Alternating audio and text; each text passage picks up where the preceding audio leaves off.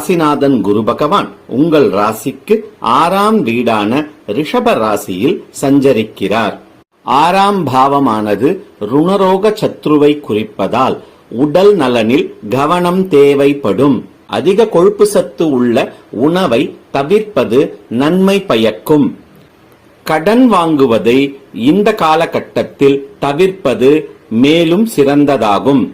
பூர்வீக சொத்துக்களில் இழுபறி நிலை நீடிக்கும். இஷ்ட தெய்வ வழிபாட்டால் ஏற்றம் ஏற்படும்.